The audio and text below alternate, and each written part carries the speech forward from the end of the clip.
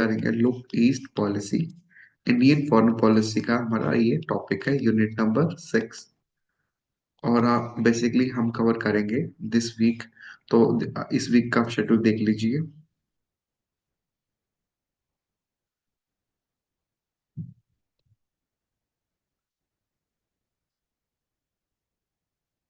28 जनवरी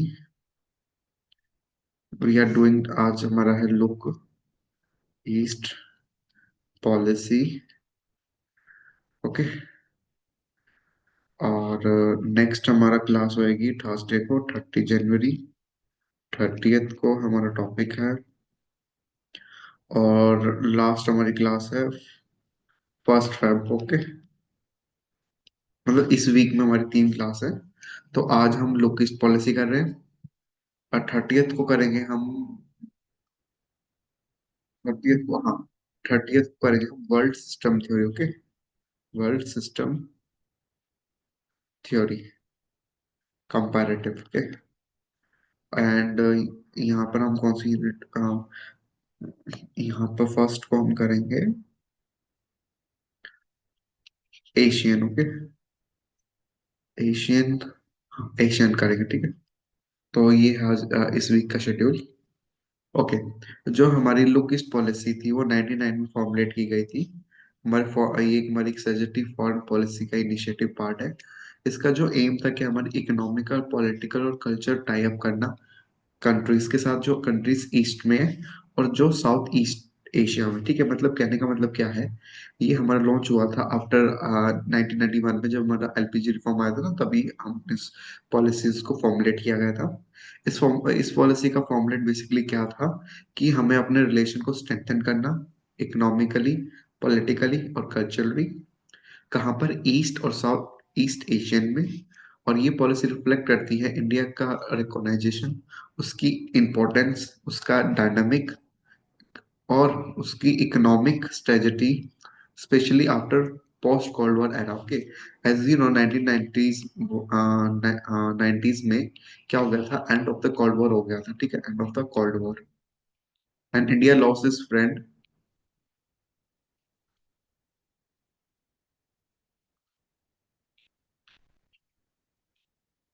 USSR.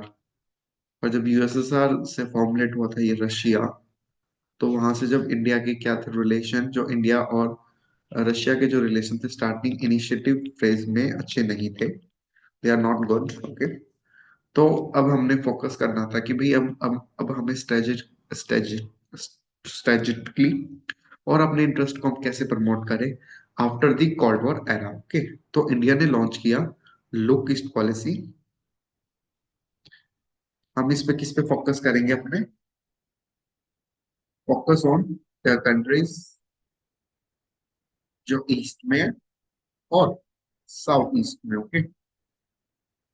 Asia में अब हम उन पे फोकस करेंगे। ओके। तो देखो, एक जर्नी है हमारी लुकिस पॉलिसी की। अर्ली 99 में ये क्वेश्चन आता है स्टूडेंट कि ये किसने लॉन्च किया था look east policy, bye PV Narasimha Rao. ये भी इम्पोर्टेंट है कि who launch the Indian look east policy, that is PV Narasimha Rao. फिर 99 में इसका हमारा फर्स्ट फेज स्टार्ट हुआ था, जिसमें हमने सिर्फ इकोनॉमिक कॉर्पोरेशन की बात की थी। जो 2000 में हमारा जो फेज स्टार्ट हुआ था, यहाँ पे हमारा एक्सपेंशन हो गया था ईस्ट एशियन कंट्रीज से रिलेटेड। ओके, यहाँ पे एक्सपेंशन हो गया था। और 2014 में when Narendra Modi came into the power, he revise the policy and turn into act east policy. Okay. तो एक्ट ईस्ट पॉलिसी भी हम पढ़ेंगे। फिर this is a basic introduction. 1990s में पीवी नरसिम्हा राव ने इस पॉलिसी को फॉर्मुलेट किया। 1991 में हमारा फेज 1 स्टार्ट होता है, जहाँ पे हमने सिर्फ इकोनॉमिकली फोकस किया है। फिर हमारा सेकंड ट्रांजिशन फेज होता है, जो एक्सपेंशन था ईस्ट एशियन कंट्री। और फाइनली 2014 में इसको रिवाइज करके एक्ट ईस्ट पॉलिसी को फॉर्मुलेट कर दी गई है। ओके। तो हमारे इनके ऑब्जेक्टिव क्या थे, बेसिकली हमारा लुक ईस्ट पॉलिसी का ऑब्जेक्टिव क्या था कि अपनी फॉरेन पॉलिसी को दोबारा से रीओरिएंटेट करना according to the post cold war concept, और साथ साथ में न्यू डिप्लोमेटिक स्ट्रेटजी क्रिएट करना। ओके।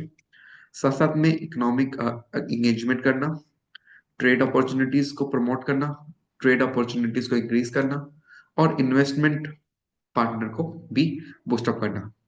और साथ साथ में क्या था, मेन जो चाइना का इन्फ्लुएंस था उसको काउंटर करना अपनी रीजन की सिक्योरिटी के लिए, साथ साथ में जियो पॉलिटिकल को बैलेंस करने के लिए। ओके। और फिर उसका नेक्स्ट हमारा कि चाइना को काउंटर करना इकोनॉमिकली, स्ट्रेटेजिक पार्टनर, और कनेक्टिविटी करना, बेटर कनेक्टिविटी करना, फिजिकल और कल्चर लिंकअप लिंकअप करना साउथ ईस्ट एशियन कंट्रीज से। ओके। अपनी जो क्या है, अपनी पॉलिटिकल सिक्योरिटी टाई अप करना, अपनी रीजन की, अपनी जो रीजन है उसकी स्टेबिलिटी को। ओके। और साथ साथ में ट्रेड करना, टेक्नोलॉजी करना, कॉर्पोरेशन करना, किससे, साउथ ईस्ट एशियन से। ओके।